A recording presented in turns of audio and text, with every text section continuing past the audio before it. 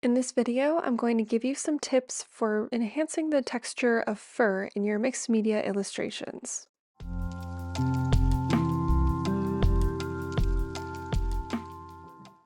By having different textures in your illustration, you'll be able to have the opportunity to create contrast between those textures. That's why, for this project in particular, I opted to paint on a birch panel instead of your classic watercolor paper. So I'm just using a transparent watercolor ground to preserve the grain of the wood. After building my watercolor palette for this piece, I'm just going to use a large brush with a lot of water to block in loose layers. In order to give our fur a more realistic and dynamic look, we want to give it a lot of volume. And one way to do that is by having loose lower layers and then refining certain areas of the fur to make it look a little bit tighter.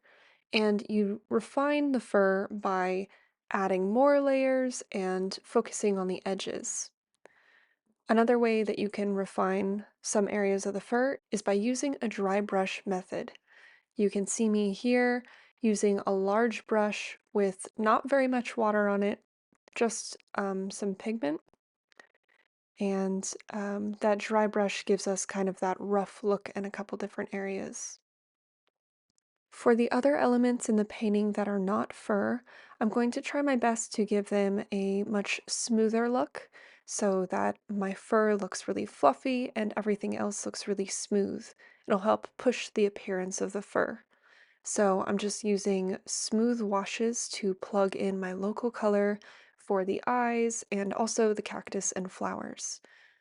After I've developed my color a little bit more on the prickly pear, you'll see me use the wet on wet technique to place some of the thorn blooms on the prickly pear cactus.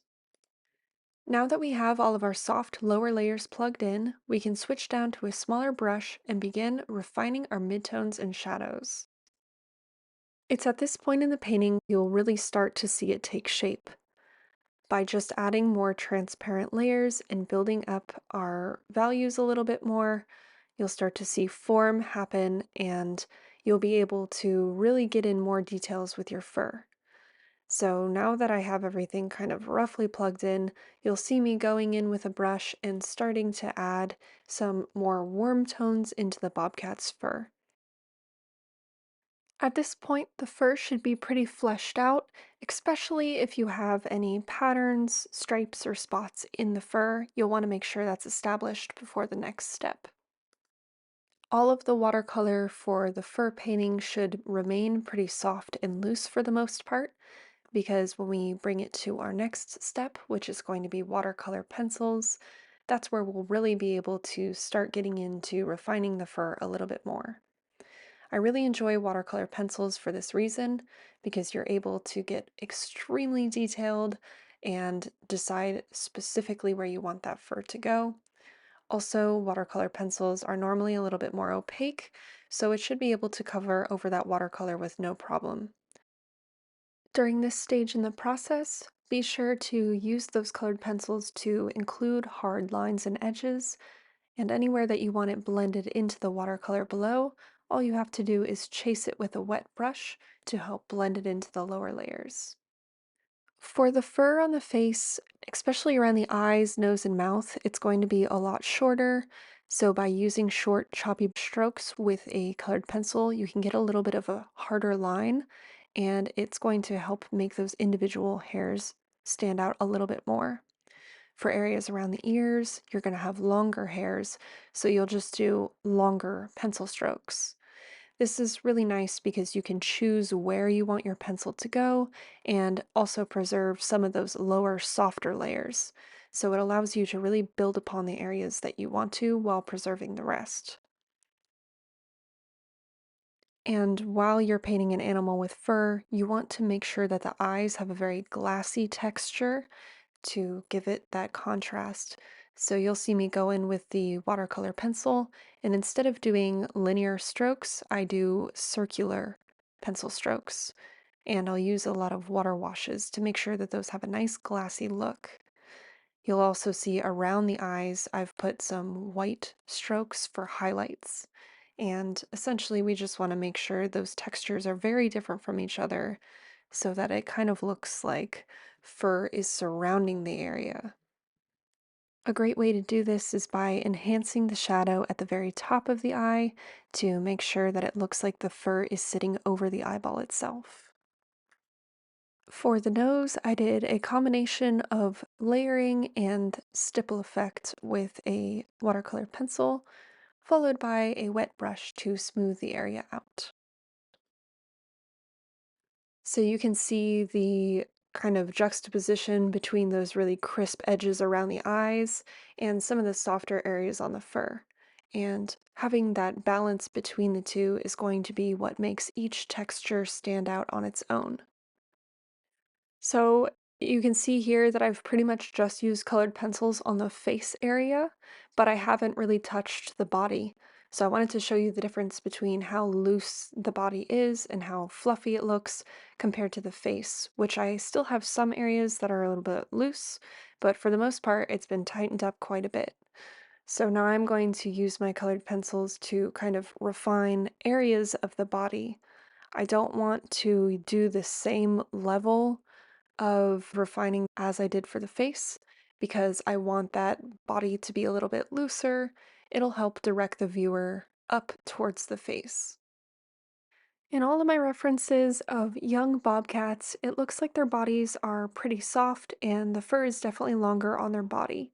So by exaggerating that a little bit, I think it will help make the face hair look even shorter, which is nice to have a good variety in length. Wherever I want that fur to remain really soft but have kind of more of a detailed colored pattern, I'll just go in with my colored pencil and follow behind with a wet brush. That will soften the area, and I can repeat this as many times as I need to really build up that kind of fluffy texture. For my cactus, I'm really focusing on making sure I have a hard line all the way around. This is just kind of a style choice, but the edge I definitely don't want choppy and broken up like I have my fur. So if you're doing foliage with your animal, it gives you another opportunity to show the difference between the fur and those hard lines. While I render my cactus, I'm doing the same technique I did in the eyes, where I'm kind of doing circular movements with my colored pencils just to make sure that I have gradual blends between colors and everything looks very smooth. And I'm also using the watercolor pencils to add some thorns in the cactus. This is really nice because it kind of mimics some of the shorter, choppier lines in the fur, and it's nice to have those repeating elements throughout the painting just to make sure everything ties together nicely. So we've used watercolor pencils, and now I'm going to use an acrylic ink. Acrylic ink is wonderful for adding highlights and really amping up the contrast in the illustration. Any areas of the white fur that I want to be even brighter, I can softly layer it up with a little bit of water to blend into the watercolor layer below. If I want to use it in an area for adding whiskers or more kind of linear details, I'll just use my liner brush and use the acrylic ink at its full strength. It's very opaque, so it will just sit right on top of that watercolor and really stand out. I like to also use the liner brush to add a couple patches of kind of stray hairs with the white acrylic ink.